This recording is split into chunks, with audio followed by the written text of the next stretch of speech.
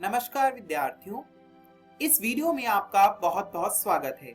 आइए आज हम नेताजी का चश्मा नामक पाठ का अगला अंश पढ़ते हैं। आज का ये वीडियो देखते हुए हम इन अध्ययन बिंदुओं को पूरा करेंगे।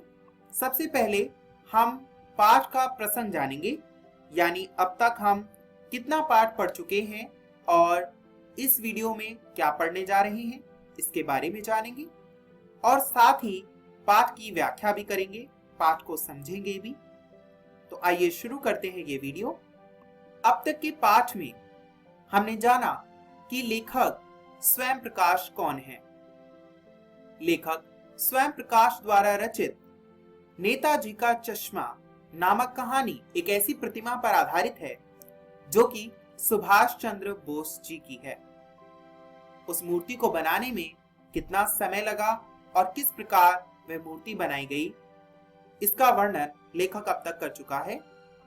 आज की इस वीडियो में हम नेताजी के चश्मे के बारे में पढ़ने वाले हैं।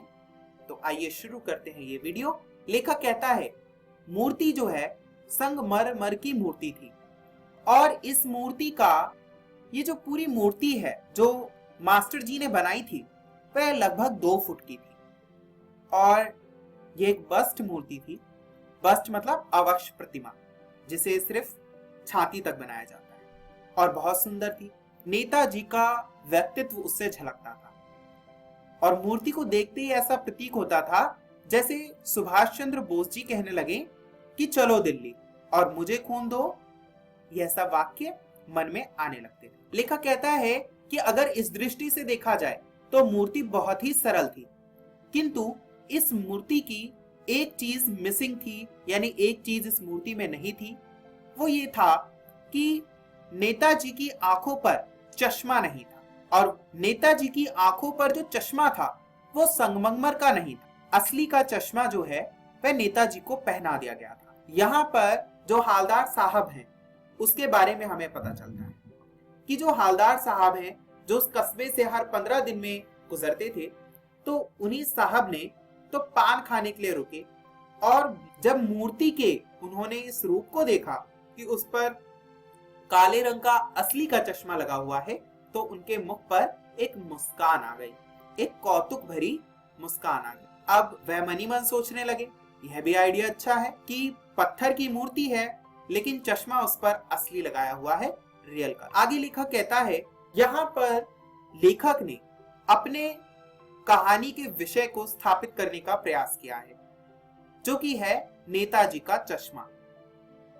विद्यार्थियों, पिछली वीडियो में हमने कहानी के उस अंश पर चर्चा की थी जिस अंश पर लेखक ने यह बताया था कि मूर्ति किस प्रकार तैयार की गई होगी। उसी क्रम में लेखक किस्सा गोई अंदाज में, यानी किस्सा कहने के ढंग में अपनी कहानी आगे बढ़ाता है और कहता है कि दूसरी बार जब हालदार साहब उस मूर्ति के पास से गुजरे तो उस मूर्ति को उन्होंने देखा और उस मूर्ति में उन्हें कुछ नया सा लगा, कुछ अंतर दिखाई दिया।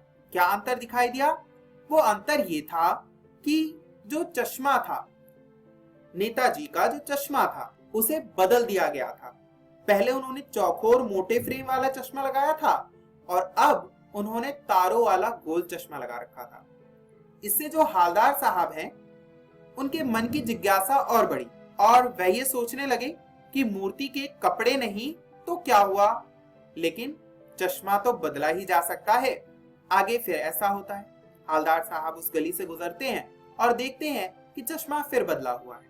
यहाँ पर हालदार साहब की अब आदत ही पड़ गई कि जब भी वह उस कस्बे से गुजरते तो वह देखते कि मूर्ति में रोज नए नए चश्मे लगे हुए। तो एक बार जहां से हालदार साहब पान लेते हैं, उसी पान वाले से पूछ लिया कि क्यों भाई, क्या बात है, यह तुम्हारे नेताजी का चश्मा हर बार कैसे बदल जाता है? इस पर पान वाला कहता है, क्योंकि पान वाला जो है वह एक मोटे कद का खुश मिजाज व्यक्ति था। उसने अपने मुंह में पान ठूसा और पान ठूसकर हालदार साहब के प्रश्न को सुनकर आंखों ही आंखों में हंसने लगा। क्यों आंखों ही आंखों में हंसने लगा? क्योंकि उसने अपने मुंह में पान ठूसा हुआ था। अगर वह मुंह खोलकर हंसता तो उसके मुंह से पान गिर जाता, इसीलिए उसकी तोंद थिरकने लगी। यानी वो मोटा था तो जब वो हंस रहा था तो उसकी तोंद यानी पेट थिरक रही थी, हिल रही थी। उसने पान थूक दिया और काली काली बत्ती सी दिखाकर कहा कि कैप्टन चश्मे वाला ऐसा करता है। अब ये कौन है कैप्टन, इसके बारे में हमें आगे पता चलेगा। हवलदार साहब पूछते हैं कि क्या करता है कैप्टन, तो बाद में पान वाला कहता है कि चश्मा चेंज कर देता है। तो इस पर हवलदार साहब को कुछ बात समझ में नहीं आई। उन्होंने दोबारा पूछ लिया कि क्या मतलब, क्यों चेंज कर देता है। हवलदार साहब अब भी नहीं समझ पा रहे थे।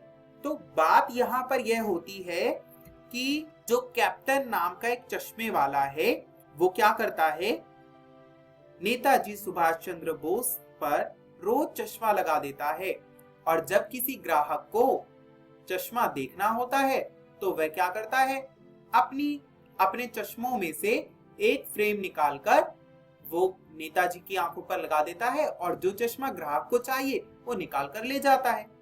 यहाँ पर हमें कैप्टन के बारे में कुछ कुछ पता लगने लगता है और यही वो कैप्टन है जिसकी कहानी लेखक स्वयं प्रकाश कहना चाहते हैं। विद्यार्थियों, मुझे आशा है कि अब तक की कहानी आपको बहुत पसंद आई होगी। आज की इस वीडियो में हमने जाना हवलदार साहब के कौतूहल का क्या कारण था, यानी वे क्यों हैरानी से उस मूर्ति को देखा करते थे। साथ ही हमने पान वाले के चरित्र के बारे में थोड़ी बहुत बातें जानी। पान वाले के बारे में हम आगे और भी चीजें जानेंगे, पर उसके लिए आपको शेष पाठ पढ़कर आना होगा, जो कि आपकी हिंदी की पाठ्य पुस्तक क्षितिज भाग 2 में संकलित है। मुझे आशा है कि आज की वीडियो आपको पसंद आई होगी और घर जाकर आप इस पाठ को पढ़ेंगे। इस वीडियो को देखने के लिए बहुत बहुत धन्यवाद।